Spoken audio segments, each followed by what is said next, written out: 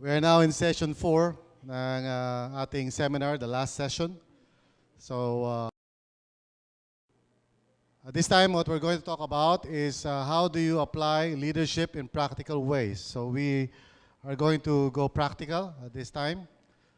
And kanina for the 3 sessions, we really went into the scriptures and looked at what the Word of God says. Pero at this time, medyo we're going to talk about paano ba natin gagawin yan, lalo sa konteksto natin in RLCC. First of all, I'd like to remind you once again na ang church natin operates by means of frames, okay? I've been teaching people to come up with a personal vision frame. I've been teaching ministry leaders to come up with a ministry frame. So, ang church natin overall, we also have what we call a vision frame. And let me just once again remind you kung ano yung mga laman niyang frame na yan. First of all, our mission, okay, is to make real life possible for real people. Now, please don't forget this. Kasi this is who we are. Hindi tayo naririto para mag-entertain. Hindi tayo naririto para magkaroon lang ng, sabihin natin, ng church o gawain every Sunday. Ultimately, ang purpose natin o ang mandate natin sa Panginoon is to make sure na lahat ng mga na-encounter natin mga tao, whether dito mismo sa center na ito o kaya doon sa mga communities natin, sa man lugar o sa langgam o wherever you are, gusto natin lahat ng mga tao na nagka-come in contact with RLCC ay somehow matutulungan natin para ma-experience nila yung real life. And what do we mean by real life? Of course, we mean yung ang tao ay magkakaroon siya ng relationship with God, okay, through Jesus Christ. Magkakaroon siya ng magandang relationship sa family niya. He would learn once again to love his own family. Magkakaroon siya ng magandang relationship sa kapwa niya, sa kapwa believers of course. And then, magkaroon siya ng magandang relationship din sa mga taong wala pa sa Panginoon. So, this 4 direction of relationships kay God, sa family natin, sa kapwa believers natin, and to the lost, this is what we believe real life is all about. Okay? Kasi pag tama lahat yung relationship na yan sa buhay mo, then the purpose of God will be accomplished. Okay? Kung tama relationship mo with the Lord, amen ba? Di ba?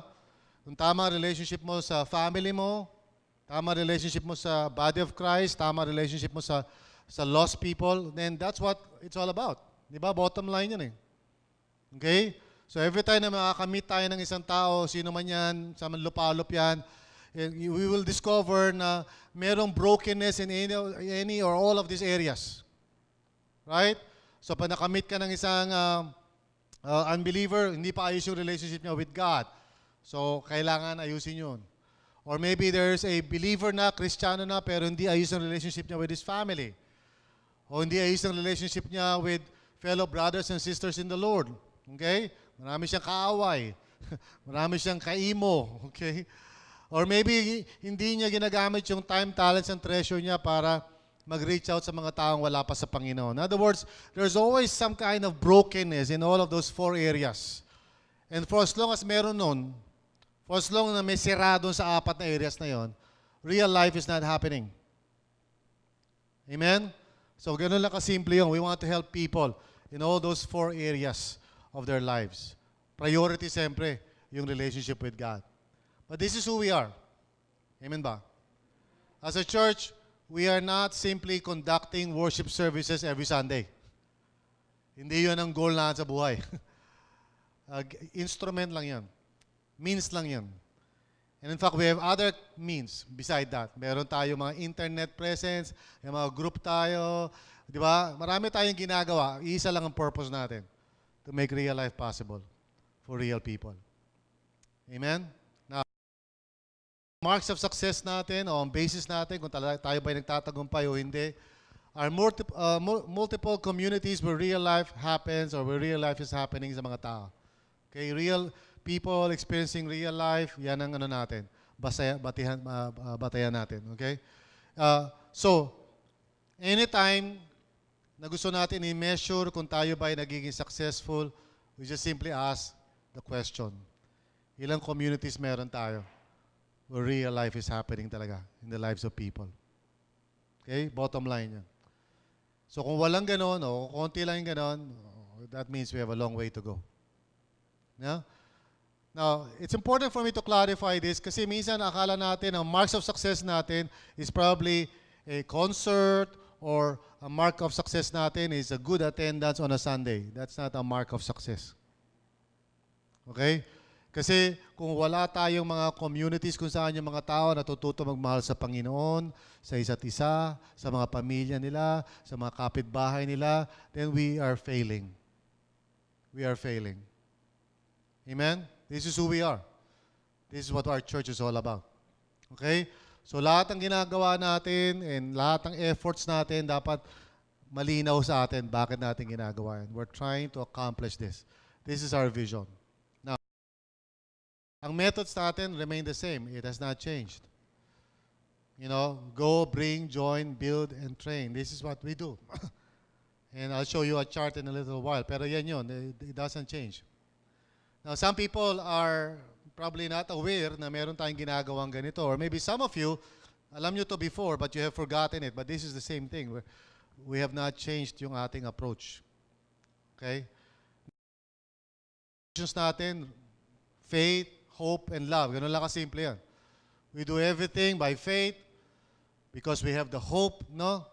That the Lord will do His mighty work, change people's lives, change the world. May hope tayo na gano'n. We serve God. Okay, we sacrifice kasi alam natin someday God is going to bring about yung kanyang kingdom. And we do everything because of love. Now, everything that we do must fall within this frame. And this is our basic guideline. I mean, kung saan man kayo naroroon, anong ginagawa nyo na under the name of RLCC, remember, this is what it's all about. In fact, you don't even have to ask me, Pastor, pwede ko bang gawin isang bagay? All you have to do is go into this frame, look into it, and then ask yourself, meron ba ako na-violate dyan sa frame na yan? Ito bang gagawin ko something na outside the frame? If it's outside the frame, alam mo na yung sagot. Huwag mo nang gawin yan. If it's within the frame, you don't even have to ask me. If it's within the frame, just do it. Oo na yun. You know, sa RLCC, isa sa mga ano natin dito, philosophy of ministry, yes is better than no. Okay? In fact, you know, some of you maybe hindi nyo pa nasubukan to. Puntahan nyo yung website natin. I explain all of this there. Okay? Baka hindi nyo alam, may website tayo. May website nga pala tayo. It's rlcc.ph. Okay? Parang hindi nyo alam kung ano yung new series natin. So, sinasabi ko rin sa inyo, meron tayong website. Just in case hindi nyo alam. May Facebook nga pala tayo for those of you na hindi kayo aware. Okay? Whew, hirap dito ah. Okay. Now, so, very simple lang ang ano natin dito sa church, operating system natin. We don't operate by personalities. Hindi nasusunod na kahit sinong tao, kahit na ako, hindi. Even I myself is under this. Okay? Lahat ng leaders in the church abide by this. So in other words, we are a principle-based church. We make decisions hindi base sa personalidad ng kahit sino, kung sino mas malakas, kung sino mas powerful, kung sino mas malaki ang tithes. We don't function like that. If anybody comes into our church and wants to do something outside this vision frame, we just say, sorry, we don't work like that. And I don't care kung gaano kakayaman. You cannot change our church like that. Kung magbabago man yan, it will be consensus. Buong church will have to decide on that. Okay? So as a church, na itong ano natin, operating system natin, so it's easy for us to make decisions. Kung may gagawin tayo, hindi natin gagawin, alam natin, we check ourselves, this is our frame, no? So malalaman natin na okay, nasa within the frame pa tayo dyan. Let's do it. And for some of you na bago lang sa RLCC, baka hindi nyo alam ito, this is how we operate. Okay? Hindi si Pastor Bong ang may-ari ng RLCC. Amen? Is that clear? So hindi ako yung parang bossing, hindi ako si Vic Soto. Okay? Pag merong mga gagawing decisions, we consult the frame. Whenever we think na parang hindi kami sigurado, we consult the frame. Now, usually, alam na namin yung frame by heart. So, alam na namin agad whether it's within the frame or not. So, if you're going to be part of the leadership of the church, please understand, you have to internalize this and memorize this by heart. Okay? Now, of course, hindi ko kayo susubukan, hindi ko kayo confront dyan sa corridor, sabi ko, drawing mo nga sa akin yung vision frame. Malay nyo, gawin ko yun. But you'll never know, okay?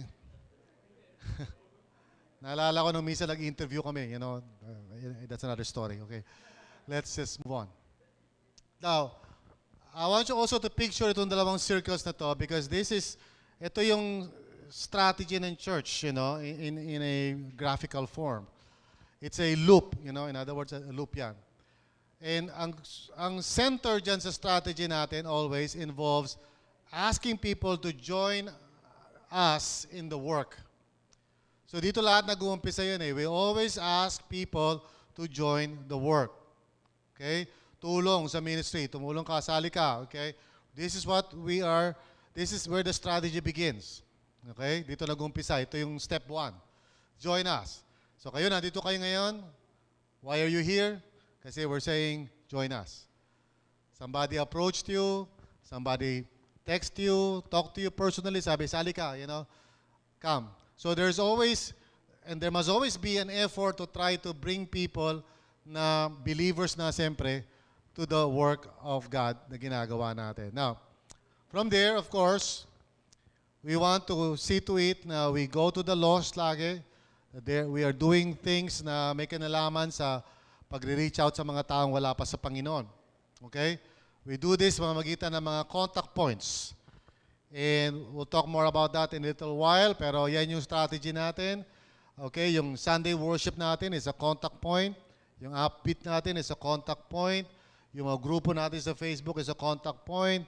Yung Real Life Online is a contact point. Yung Upgrade is a contact point. There are different kinds of contact points. And we want to multiply this as much as we can. Okay? Tapos, we want people to come to Christ. We want to bring seekers to Christ. We want to help people to believe in the Lord Jesus and be saved. And of course, ginagawa natin yan by means of a Freedom Day. Na ngayon, ang ginagawa natin is we are allowing yung mga iba't ibang mga communities natin to have their own Freedom Day. Hindi na natin sinecentralize ito. But we may still do that next year. Who knows? Okay? Ang problema lang kasi minsan when we do the Freedom Day thing, pag yung mga tao hindi tumutulong minsan, hindi siya worthy in terms of yung economic cost. Kasi para magkaroon tayo ng centralized Freedom Day, minimum yan 8,000 to 10,000 pesos. Okay? So kung tatlo lang atin ng Freedom Day, I don't think good stewardship yan. No? So para maging feasible lang yung Freedom Day na centralized, kailangan marami ang atin. So kung di natin magawa yan, we'll just decentralize the Freedom Day. Now, we call that process from contact point to Freedom Day, we call that MP4. Wala nagbabago dyan. We still do the same thing right now. Ang kakaibahan lang yan is we don't do it in a centralized way. We just do it in a more like, kanya-kanyang mga bawat grupo doing it. Again, it's not a final thing because maybe by next year we might decide to do it again as one whole church. Okay? So hopefully we would know what to do by next year.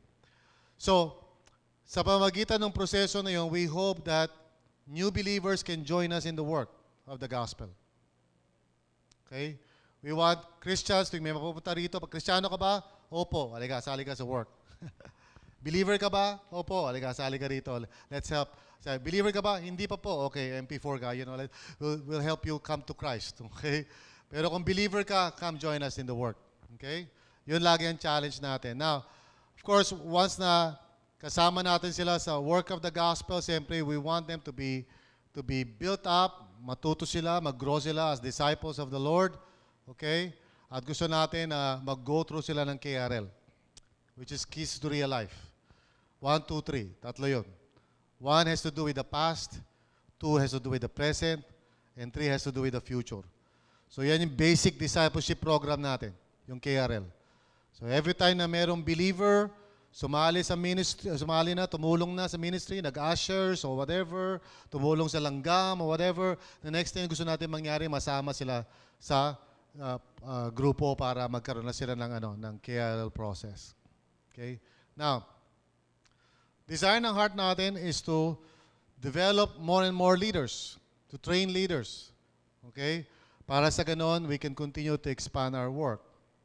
Ang tawag sa proseso na yun ay LEAD. Leadership Empowerment and Development, which is itong seminar na to, parte yan. Okay? At kung kayo ay magiging leaders, you'll be part of a group, lahat siyang bahagi na tinatawag na LEAD process. Now, patungo doon, of course, is what we call equip. So, yan yung mga Bible school natin, mga training natin online. Okay? So, kaya natin pinoprovide dyan para yung mga tao patuloy na mag-grow, ma-challenge, hanggang sa magkaroon sila ng faith para umaten ng shift to leadership seminar. Okay? Para doon na mag-umpisa yung kanilang leadership journey. Now, doon sa ibabaw, of course, one of the primary ways na we can help people to grow in Christ is by bringing them into a share group. Kung saan, hindi non-threatening, they can talk about the Lord, we can talk about God, and it's open and it's helping people sa journey nila toward faith in Christ, lalo na kung hindi pa sila mananampalataya. Pero for believers naman, we want them to be part of life groups para they can continue to grow until such time na kung ready na sila, they can be challenged to become leadership. So this is what we're doing. Amen? Ito yung strategy natin. And this is a loop. Okay? Makikita nyo, umiikot yan. Okay? Yung process na yan. Did you get that?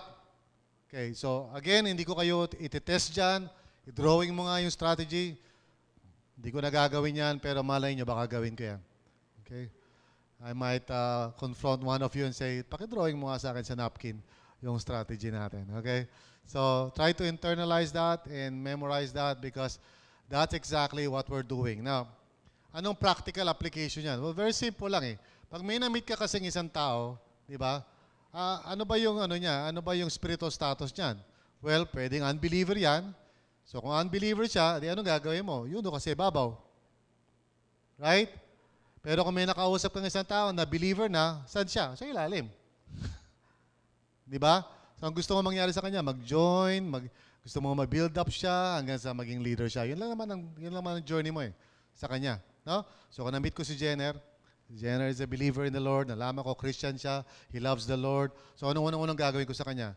Well, I challenge him to join the ministry. Amen? Tapos, pag sumama siya sa ministry, I'll ask him to join my life group.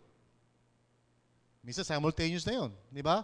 So habang nandun siya sa life group ko, tuwing meron akong babalitaan na training, tutulak ko siya. Jenner, ka. Go through tayo ng training. Uy, may KRL, Jenner. Jenner, samahan kita, KRL tayo. Okay? Until such time na mag-grow siya sa faith niya and then maybe one day, pag in-announce ulit yung shift to leadership seminar, sabihin ko, Jenner, palagi ko ready ka na. Kasi tinutulungan mo ako sa life group, di ba? Halika, attend ka ng shift to leadership seminar. So before you know it, si Jenner ay isa na rin leadership and is conducting his own ministry. Di ba? Okay. Sinamit ko naman si Toots. Na-discover ko na si Toots talagang anti-lahat. Galit siya sa lahat ng bagay. So, anong pwede ko magawa sa kanya? I'll try to befriend him, win him, di ba? By my example, pag medyo lumambot na yung puso niya, maybe I'll try to invite him sa share group ko para I can just continue to pray for him. Siguro hindi siya lagi nakaka-attend. Kasi nga, anti siya di ba? So kung umattend lang siya, parang tipong once in a blue moon, so kinakamusta ko siya, o kaya online sa Facebook, patuloy lang ako invest sa kanya. Hanggang sa dumating yung time maybe na na-open na yung heart niya, then I'll share the gospel with him. Pag na-share ko siya ng gospel, ang gagawin ko, tutulungan ko siya para mag-umpisa na yung kanyang Christian life, di ba? So pag believer na siya, anong gagawin ko sa kanya? Pag Christian na si Toots, nilid ko na siya sa Panginoon after ilang months. Christian na si Toots, anong gagawin ko? Join him in the ministry, okay? And then build him up, hanggang sa balang araw, maging leader na si Toots. Amen? Do you understand the strategy? It's very simple, alright? I want you to internalize it. Kasi pag may kausap kang isang tao, dapat hindi ka at a loss kung anong gagawin mo sa kanya. Dapat alam mo kung anong susunod na gagawin mo sa kanya. Okay. Pag nakakilala kayo ng isang believer, first time, anong gagawin mo? Feli, join sa ministry, alright? Kung may kasamahan ka sa life group mo, nandun sa life group mo, ilang taon na siyang life group, talagang mukha ng life group yung mukha niya, anong dapat ginagawa niya na by that time? Hindi, nasa life group na nga eh. Tapos na siya mag-KRL, 1, 2, 3 na siya, nag-ilang beses na siyang cycle, 1, 2, 3, 1, 2, 3, 1, 2, 3. Dapat niyayaya mo na siya sa Shift to Leadership Seminar. Di ba? Naintindihan mo ba? Yayaya mo na siya dapat. Naging leader. Amen? Okay? Naintindihan niyo ba? Kaya niyo bang isipin niya na nakapikit? Pikit nga kayo. Can you envision it? How it's done? Yung iba natulog na. Sabi ko lang pumikit eh. Ha? So what we're looking for are leadership o mga tao who are followers of Christ, who are willing to serve others, help others through that movement. Okay? 8-8 lang yan eh. 8-8 lang, okay? Tayong mag 8-8. 8-8. Okay, so 8-8 lang yan. So what we need talaga right now in the church ay mga leadership who would make sure na tutulungan nila ang mga tao either sa ibabaw ng 8-8 o sa ilalim ng 8-8 o yung buong 8. Okay? The point is, will you be the one? Okay? Will you be the one to do that? You see, right now, as I speak to you, ilan ba kayo? Mga around 50 kayo. So right now, as I speak, there are about 150 people more at the least. Hindi ko pa kinakount pati yung langgam. Kung ika-count ko yung langgam, siguro, that's about additional 50 pa siguro sa langgam ng mga tao. Tama ba yun, PJ? More or less, di ba? So sabihin natin, round off natin, there are about 200 people right now na hindi nila alam kung nasan sila doon sa 8 na yun. Amen? Hindi nila alam kung anong next step sa kanilang spiritual walk. Umaten sila sa langgam, nakikinig sila kay PJ, nag-worship sila, o kaya dito sila sa upbeat, o kaya nandun sila tumakanta sa praise team, o nasaan man sila lupalop, umaten sila sa upgrade, I don't know kung nasaan sila. But here's my point. Who is really helping each person to move to the next step? Amen? Minsan sa praise team, dahil nandiyan na kasi kumakanta, wala nang nag-iisip. Kamusta na ba yan? Oh, kita mo na, di ba? Minsan nasa tech. Oh, ganun ang ganun, pero hindi na pala umaandar. Hindi na 8-8, 0 na lang, buta. Okay?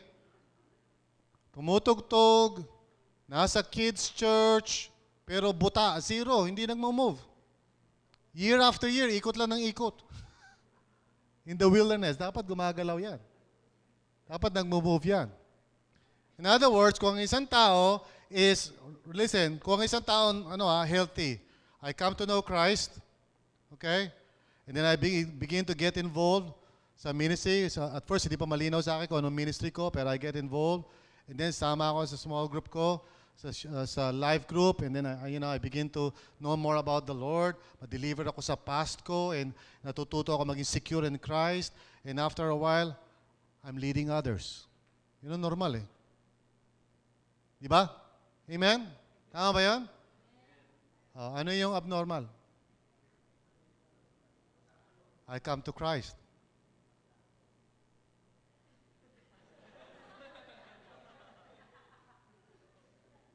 Yun ang abnormal. You come to Christ, tapos. Yung iba nga, you don't even come to Christ. You just attend church, kinig ka ng sermon, and you think you're a Christian kasi nakikinig ka ng sermon. Di ba?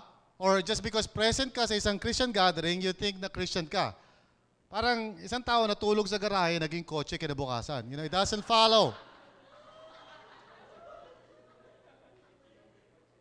Now, nobody's helping.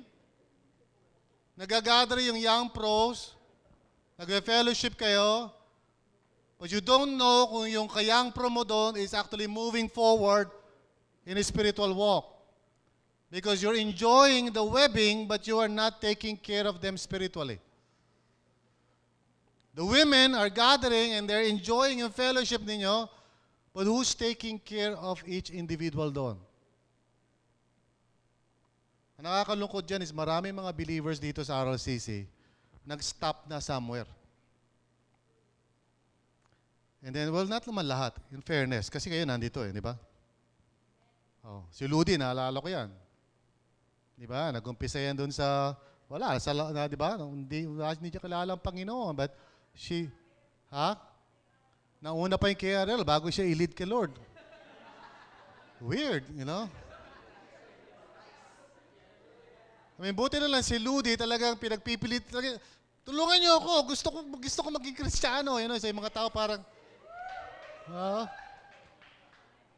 siguro talaga naawa na lang si Lord kay Ludi. Kasi yung mga tao sa paligid niya masyadong wala sa naka-focus So sabi ni Lord, sige na, ayusin ko na nga itong taong ito kasi she's so committed to know the Lord and serve God and, di ba? Unusual yan unusual. Ayan, si brother, di ba? Mga ganon. Unusual yan Pero majority, yung 200 na sinabi ko sa inyo, andyan lang yan, pa-atin-atin, pa-amen-amen. Di ba? Atin ang first service, hindi pa ako tapos mag-closing prayer, umalis na agad. Ganon yan Yung iba, sa upgrade, umatin, nagpapatutor, tapos kinabukasan, nagpakamatay na, nobody knows. Upbeat, daming umatin. Nobody takes care of them. Do you understand what is the problem here? That's why we're taking this time to challenge you. Malaking bagay ang role ninyo. Now, here's the deal. Ito yung practical aspect nito. We're looking for people who are willing to serve for just 5 months. We'll include natin yung 1, which is 6 months. Pero yung 1 kasi, it's more parang registration time yan, si January. So yun yung time na basically you're asking people to join you in your group or ministry. Hindi ka pa naman talaga nag-uumpisa. But here's the commitment. I want you to consider, prayerfully and by faith, to serve the Lord bilang leadership for at least 5 months. 5 months lang. Now, can you serve more than 5 months? Sure, i-renew mo na lang sa susunod na term. Pero all I'm asking you is that for 5 months, you will do these 5 things. Una, you will schedule activities at least twice a month. Now, I'll explain ko na yung mga activities na yun, but that's all I'm asking. At least twice a month. Now, can you have more than twice? At least nga So, ibig sabihin, pwedeng more than twice. Pero minimum is twice. If you cannot commit that, then understood yun. You cannot be part of the leadership. Okay? But if you are willing to commit in 5 months, at least twice, meron kang activity ginagawa related to sa ministry na pinagagawa sa ng Panginoon, then that's acceptable. So that means 10 lang yun. 10 meetings lang yun. Diba? In 5 months. Amen? It's not hard. Although it's hard for you siguro, depende sa situation in life nyo. Pangalawa, in that 5 months, make sure na lahat ng mga kasama doon sa grupo mo o ministry mo ay nagpa-participate. Now, how do you do that? Of course, you call them, you text them, you do whatever is necessary. Okay? Don't pay them. Okay? Hindi allowed yun. Don't pay them. You just make an effort to try to convince them to be part of it. Some of them will be part of it. Some of them would not like to be part of it. But it's okay. You try. Diba? Yun lang ang commitment mo. Pangatlo is you report to your Timothy Accountability Group, meaning to say yung kagrupo mo mga kapwa mo leaders. Okay? You meet with them. And yung namumuno dun sa ganong grupo is somebody who is under us. Yung tinatawag na lead team or LG. So we have now 20 members sa lead. Okay? So each one of them are required to make sure na nagmi-minister sila sa isang grupo ng mga leaders under them. Now, if they want, if they want to minister also to non-leaders, they can do that. Pero hindi pwedeng they just minister to non-leaders tapos they don't minister to leaders. If you're part of our group, kung under kayo sa amin ni PG at ako, that means you are, committing yourself to take care of leaders. Okay? Not just non-leaders. Now, you are to visit group members. Okay? So in a span of 5 months, dapat binibisita mo yung mga membro mo. You make sure that they're taken care of. Pag nagkasakit sila, dapat nandun ka. Okay? Pag may problema sila, you are there for them. Huwag nyo hayaan na kami ni PG makabalita noon. Naunahan ko kayo. Pag naunahan ko kayo, siyempre. Diba? Pero don't do that. That's a sign of unfaithfulness. Pag nauna ako nakaalam, tapos ako yung unang nagsabi, bakit hindi mo alam na ganito? Na itong membro mo ay ganyan. That means you need to repent from that. Remember, these people were bought by the blood of Jesus. Entrusted to you by the Holy Spirit. Okay? So don't give me excuses. Wala kasi akong load eh. I mean, that's an excuse. Di ba? Magpadala ka ng kalapate, usok, whatever it takes. Tumawag ka sa telepono, mag-Morse code ka, anong gawin mo, di ba? Whatever it takes. And then finally, enlist the help of future leadership. In other words, in 5 months, ang prayer mo is dapat meron ka nang nire-ready na i-invite na attend sa susunod na Shift to Leadership Seminar. Kailan yung susunod na Shift to Leadership Seminar? May. Alright? January, February, March, April, May. Okay? Kasi meron tayong semester strategy, di ba? Yung first month, yun yung recruitment natin. Mga tao gusto natin sumama sa mga grupo-grupo natin, right? Tapos yung second month, yun na yung umpisa. Umpisa ng lahat ng ministries. Okay? Third month would be any kind of adjustment or kung ano man may problema dyan. Fourth month, yan na yung recruitment. Nag-pray na tayo kung sino yayayain natin sa Shift to Leadership Seminar. Fifth month, yun na yung training. Ito. So nasa fifth month tayo ngayon eh. November. Amen? Pagdating naman ng 6th month, 6, yun na yung celebration and ending. Sa lahat ng grupo magse-celebrate, magwe-webbing, ending, thanking God, hallelujah. Tapos pagkatapos sa 6th month, umpisa na naman yung cycle. Amen? So what I hope to do, by May, dapat, at the very least, doble na kayo. Amen? At the very least, kung 50 kayo, dapat sa May 100 ang leadership. May na-raise up ka na isa. Naintindihan niyo yun? Alright. Now, paano kung ayaw mo? Eh di ayaw mo. Ang gagawin natin? Ibig sabihin, you're not faithful to the Lord. Okay? So, the first thing you must do is decide the sphere of leadership where you really want to serve the Lord. What do I mean by that? Well, depende sa faith mo, life situation mo, whatever, you decide. Saan mo ba gusto mag-serve as a leadership? Okay? Well, the first option that you have would be contact points. Okay? You can either start one or help one. Okay? In other words, pwede kang paumpisa ng contact point. Kung may faith ka, katulad ni PJ, di ba? Or you can help PJ. Or help si Brother Edward Lucky Albania. Okay. So, or start something or help whatever existing contact point. Di ba? Or maybe start a new one.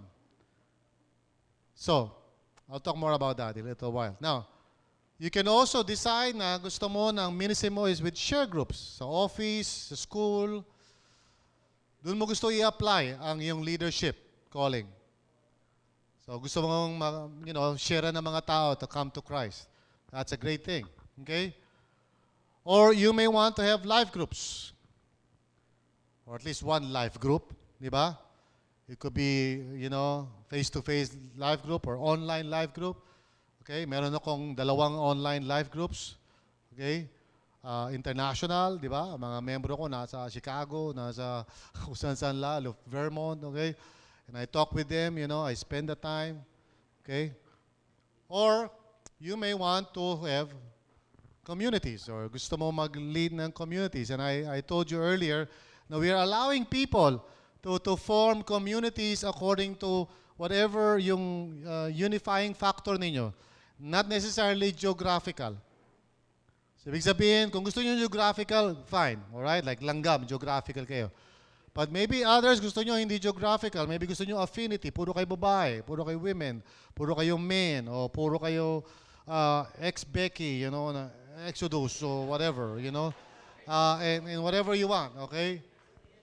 So, that's why we're asking you to pray and ask the Lord, ano ba nasa heart mo? Kasi ipopost natin yan. Okay? Bawa si Jeffersy, itong heart niya, din makikita ng mga tao, ito si Jeffersy, ito ang gusto niya. At ako gusto kong makasama doon, or gusto kong tumulong sa kanya, or, I want to join his group. Okay? So, we want you to consider these possibilities kasi mga sphere of leadership to. And maybe you're asking, Pastor, pwede ba yung 4 na yan? Well, I don't know about your schedule. Remember this, it's better to do something well than so many things and then mediocre lang. Kung di mo na mabigyan ng oras, just concentrate on one. Tapos make sure na talagang, maganda yung ginagawa mo. Kaysa naman, ang dami mong ginagawa, puro naman lahat, walang kakwenta-kwenta. Okay? Now, sa contact points, remember, this could be worship services, either existing or first time. Ang pangarap ko nga talaga, makapag-start ng mga worship services. Yung iba sa inyo dito, lalo na sa mga may mga communities na ba, Muntinlupa and all of that. And you don't need a preacher. Kasi ang kailangan, I'm praying, please pray for me, kasi I'm going to write the owner of Changhong TV. Kasi, kilala siya nung kakilala ko, which is Becca Music, na nang-produce ng Save Festival. And he's going to introduce me to the owner of Changhong. And I'm going to challenge that man, please pray for me, to donate TVs. Para we can start, worship services sa iba't ibang lugar, simply using yung TV, and then, of course, yung preaching ko, ipapalabas doon. Di ba? Okay? And then all you have to do, let's say sa Muntinlupa, all you have to do is just take care of the people. Wala ka nang dapat isipin kung sino magpipreach. Saksak mo na lang yung DVD doon, and then just spend more time getting to know people and loving them and caring for them. Okay? And right now, we have Right Now Media. Right Now Media. Okay. And that's a wonderful tool, I believe. And there is, pag-pray nyo rin nyo na it is something that God has given us, kami mag-asawa. And I hope that more people would subscribe to it para magkaroon pa rin tayo ng use for it, magamit natin. Kasi it's quite expensive din, kung tutusin. Pero my wife and I, we took the step of faith, nag-enroll kami doon in the hope na magagamit yun sa ministry. Okay? For training.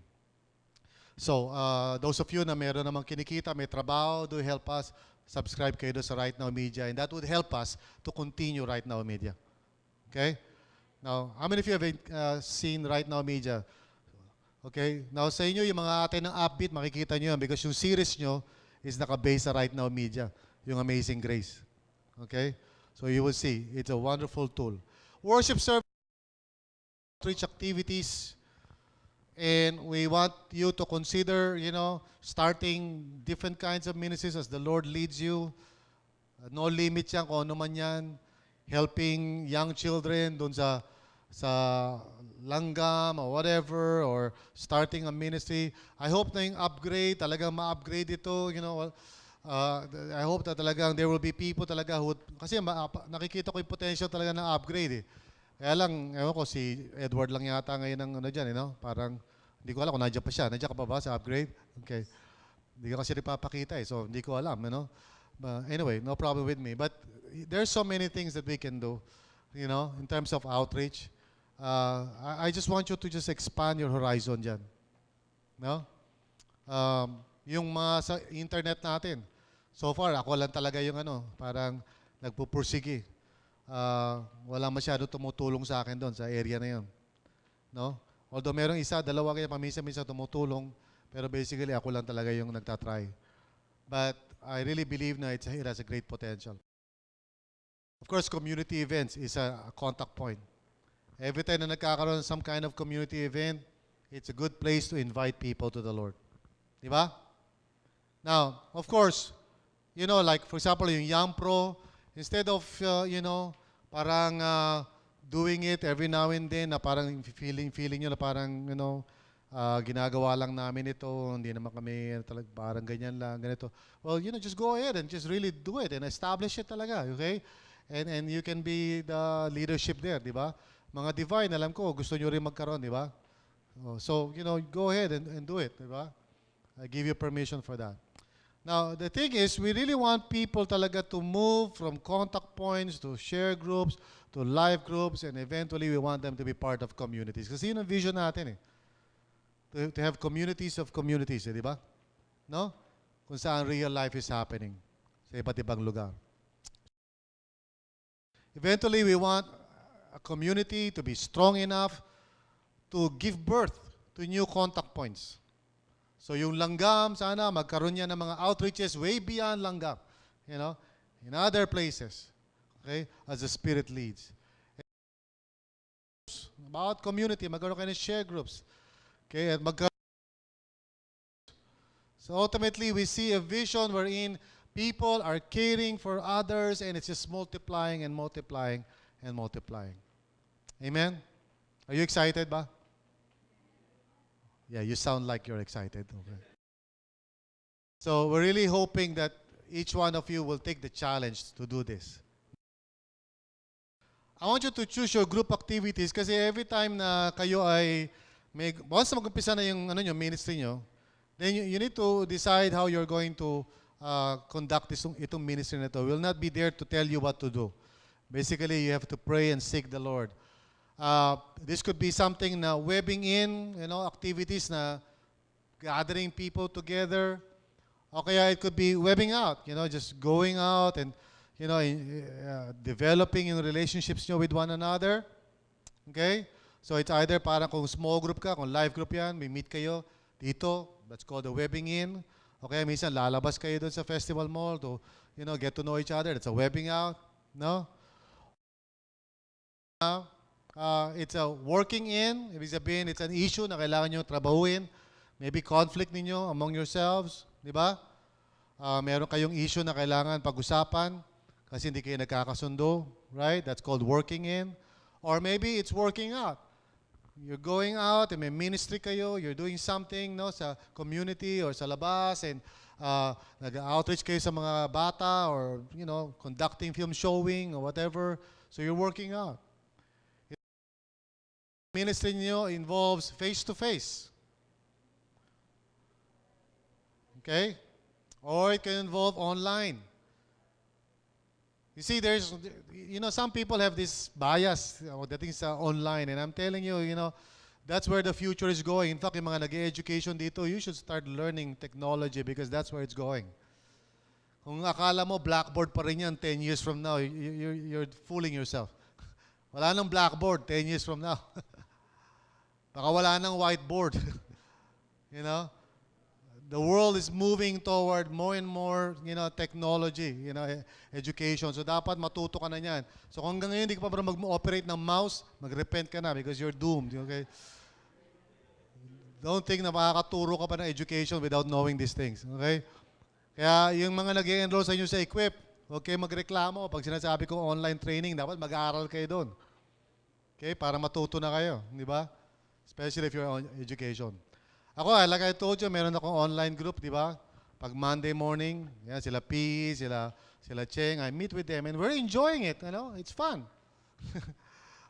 Nag-grow kami, nag-grow sila and talagang they look forward to it. Bagamat sa akin, napakaaga, alas 7 ng umaga. I mean, sa kanila, gabi yun, buhay na buhay sila. Ako naman parang, wow, alas 7 ng umaga. But I'm doing it because I really believe, if you want to, reach out to people, dapat hindi ka sarado sa mga options eh. Okay? What do you do when you come together? Well, there are many things that you can do, but let me give you 4 ideas. You can do one of this or all of this, depende sa time availability niya. But one thing that I always do every time nakipag-meet ako, whether online yan or face-to-face, is we talk about each other's life. Kamusta na? What can we thank God for? Okay? And it's amazing, pag nag-usap kayo tungkol sa what to thank God for, pag binigyan mo ng opportunity isang tao magsabi kung ano ginagawa ni Lord sa buhay niya, minsan di mo na mapigilan, tatahimik ka na lang. And he'll just talk and talk and talk. Lalo na kung ang kausap mo, sharing warrior. 'Di ba? But, I'm doing it because I really believe, if you want to, reach out to people, dapat hindi ka sarado sa mga options eh. Okay? Di ba? Pag may kausap ko, sharing warrior, na parang, okay, madami niya sinasabi, di ba? Because punong-puno siya eh. And don't belittle that, don't underestimate that. Kasi sa totoo lang, whenever somebody's listening to you, you begin to like that person very much. Amen? Kaya listening is such a gift, di ba? Kasi it gives you the right to influence. Yung nakikinig ka lang. So we talk about praise items. Another thing to talk about, kung meron kang time and if you want to, is process items. Ano yung process items? Because I've taught you, or I'm sure I've taught you, yung may kinalaman sa spiritual formation, we're all in process kasi. God is teaching us something. Lagi. Either the Spirit of God is teaching us something sa heart natin, still small voice, okay, yung Word of God na naririnig natin, or maybe other people, or maybe experiences. There's always something na go through mo as part ng yung spiritual formation. Ang tawag dyan, process item. So, ganito lang yun. When we come together, I simply ask, so what are you learning from the Lord? Ano tinuturo sa inyo ng Panginoon? And it's amazing how people would just tell you kung anong situation nila. They would say, walang tinuturo sa akin si Lord. Okay. So that's a good indication na, well, ano kaya pwede ko matulong sa taong ito kasi walang tinuturo si Lord sa kanya, di ba? Or, kung normal yung tao, sasabihin niya, well, this week, something happened, and I think the Lord is teaching me this. So, praise God. But what is crucial para sa inyo? Listen, during the process item, pag sharing na yan yung opportunity ko to share something that I want to teach them. Okay? Let's say gusto ko silang turuan ko sa humility. Sasabihin ko lang sa kanila, you know what? Here's what the Lord is teaching me. So what the Lord is teaching me, I share with them so they learn as well. Diba? Kaya ang susi sa mga leadership is for you to walk with the Lord para kung ano yung tinuturo sa inyo, Lord, ipapasa mo lang sa iba. Amen? So, lalo na kung nag-go through ka ng mga training, equip, Bible school, ganyan-ganyan, nagbabasa ka, there's always something that you can share. Basta, wag ka lang mag-preach, okay? Wag ka maglabas ng pulpito, nga pala mga kapatid, pakinggan nyo, don't do that, alright? Just share lang. This is what the Lord is teaching me. Now, another thing na pwede nyo pag-usapan, which is very, very helpful, is what I call prayer items. In other words, how can I pray for you? Ano mga go through mga yun na we can pray for as a group. And that could take some time. Okay? And then finally, of course, is project items. Anything na ginagawa nyo as a group, anything na plano nyong gawin, or anything na ginagawa mo in your own ministry that you want others to know about and rejoice about, or pray with you. So these 4 items can fill up your time very easily. Okay? Kaya, minsan natataka nga ako pag mayroong isang small group leader, sasabihin niya, Pastor, anong gagawin namin? Talaga? Yung 4 na yan is more than enough to fill up an entire 2-hour meeting. Baka nga kukulangin ka pa ng time. In fact, si Pastor Regina, lagi nga sinasabi sa akin, ano kaya isa lang dyan? That's a practical thing. Maybe isa lang talaga. Maybe this time, usap lang tayo about praise items. Kasi wala naman tayong masyadong time. Or nasa labas lang naman tayo, di ba? No? Or maybe process items lang. Pag may kausap ka rin person, tao, kausap ko si Toots, it's the same thing. Toots, kamusta na? What's happening in your life? Ano na tinuturo sa inyo, Lord? How can I pray for you? Ano ginagawa mo sa ministry? Same thing. 4 things. So whether personal yan, or group, there's always something that I can facilitate sa pag-uusap that can get everybody involved. And you know what happens? Pag nagsishare kayong lahat ng ganyan, you teach one another. You help one another. Diba? You admonish one another. Hindi ka kinakailangan mag-prepare na sermon. Kailangan lang marunong ka magtanong. Okay? So mamaya practice tayo. Napakasimple lang. Diba? Gather kayo mamaya and then you'll ask, kamusta na kayo? And then tahimik ka. Diba? Huwag mo sasabihin, kamusta na kayo? Ako ganito eh. Ito nangyayari sa buhay ko. Sarili mo yun, di ba? So what you do is, kamusta na kayo? What is happening in your life? And then wait and let the Holy Spirit just do His work. Di ba? Mag-umpisa na isa na magsasalita. Here's what is happening in my life. Please pray for me. Ganyan, ganyan. And of course, don't be so legalistic, ha? Okay, please lang. Pag nagmi-meeting kayo, huwag nyo sasabihin, okay mga kapatid praise items muna. Okay, tapos na tayo sa praise items, process naman. Huwag kayong maging masyadong mechanical, okay? Guide lang yan, guide lang. Amen, no? Sa isip mo lang yun. Huwag mo nang memorizing yan, huwag mo nang sabihin na, okay, tapos na tayo dyan, prayer items naman tayo. Hindi. Just make it natural, kung ano lang yung pwedeng gawin at that point in time. Discern what God wants. This is important. Discern what God wants.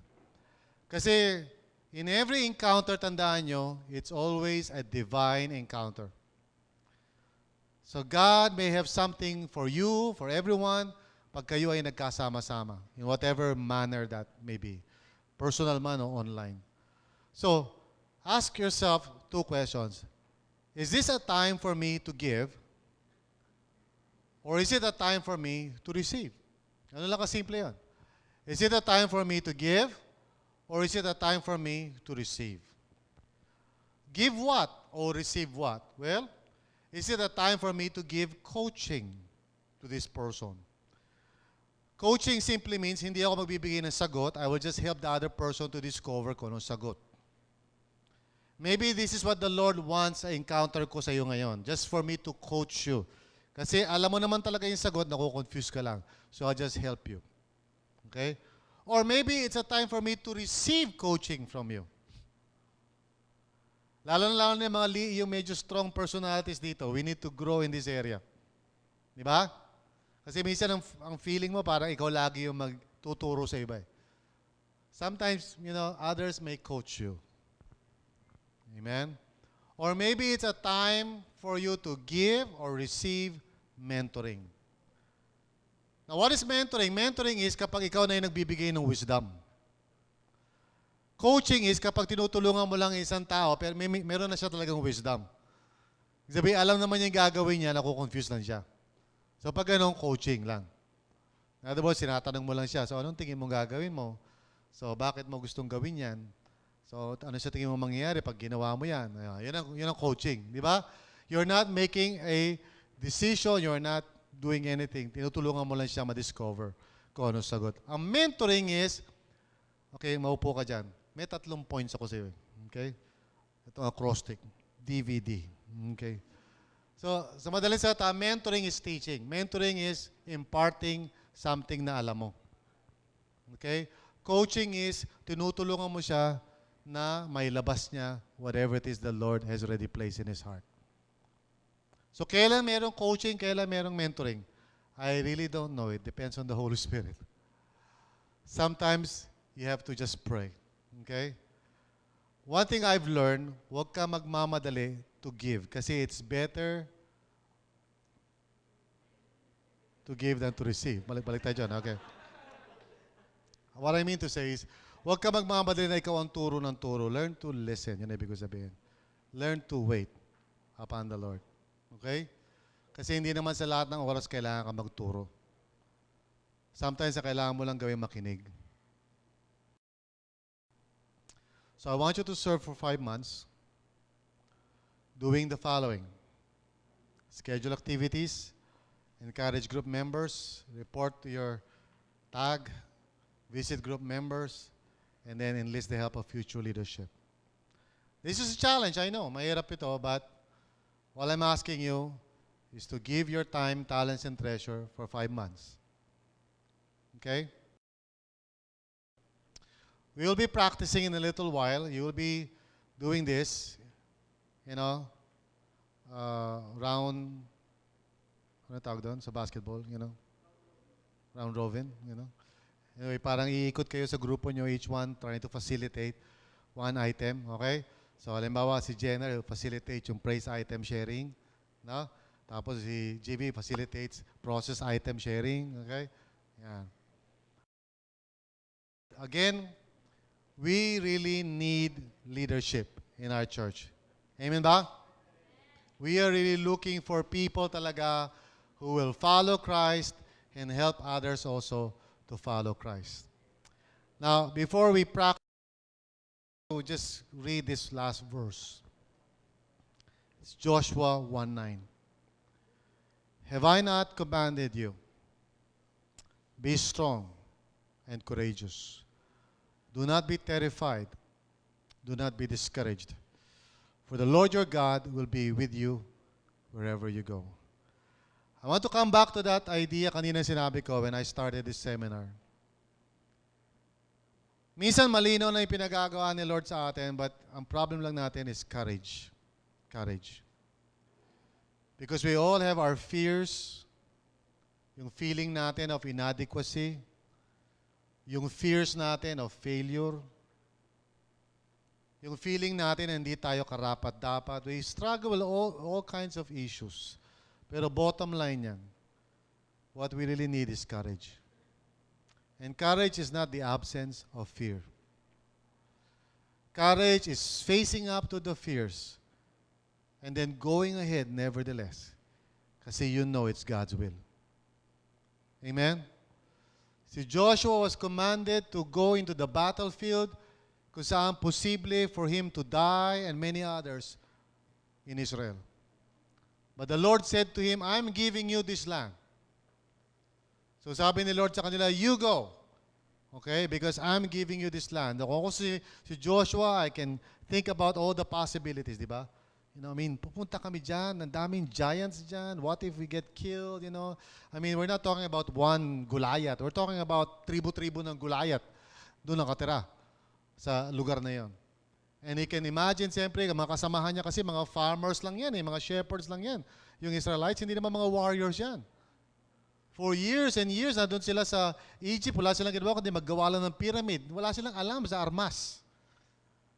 And they're going to go into the promised land. So sabi ni Lord sa kanya, do not be terrified. Do not be discouraged.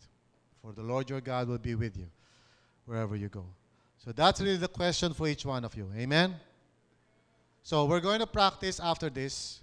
And then think about it. Pray about it. And then once you are convinced that the Lord is leading you to do that, then I want you to inform PG, okay? That will be the next step para malaman namin exactly kung sino ang mga leadership.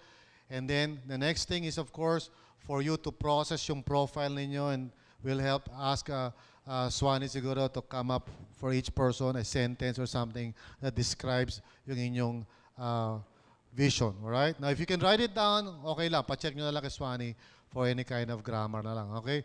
But you can write it down, we'll post it sa natin, sa website natin and everything, and we'll start, praying. So you start praying. And you will be meeting with representatives of the lead team, kung saan kayo mapapa-under. They will start meeting with you para as early as now, you start praying. You start praying, okay? Kung gusto mo mag-start ng women, now is the time to pray. Okay? So magkano community ng women, you bombard it with prayer. So in the next weeks, you will be meeting with your lead representative, and then magpe-pray kayo, seeking God and asking God to guide you. Amen? Kung hindi pa malinaw sa inyo kung anong gusto nyo i-start, that's a good time pa rin for you to pray right now. Para pagpasok ng January, here's the goal, pagpasok ng January, okay, makikita ng members ng church, mag-a-announce tayo rito, there's going to be parang a major kind of a, hooray kind of, celebration, telling everybody, get involved. So we're going to put all kinds of banners dyan, I don't know, gagawin natin, dadamitan natin si Toots ng something Jollibee, whatever. So we're going to make it really fun, and then may mga listahan tayo dyan, they can sign up and everything, and your names will be there, okay? Your names will be there. Nakalagay doon, Zondra, Young Pro, nalagay natin lahat dyan. All the dreams that you want God to do in your life. We're going to list it down. Okay, pwede kayo mag-team, pwede kayo mag-combine, Jessa and Zondra, you can combine, work together. So let's do this. Are you all ready? Amen? So, magpa-practice and then we're going to pray. Pray kayo sa grupo nyo, alright? So, let me just right now close in prayer as we transition to the last part. Father, we need courage, Lord. And Lord, we understand that courage is not the absence of fear. We're all afraid, and as we look into the future, Panginoon, we are uncertain. But we know, Father, that you are holy and all-powerful, and you control the future, Lord. Panginoon, we are burdened in our hearts as we think about all the people that you have already brought to RLCC.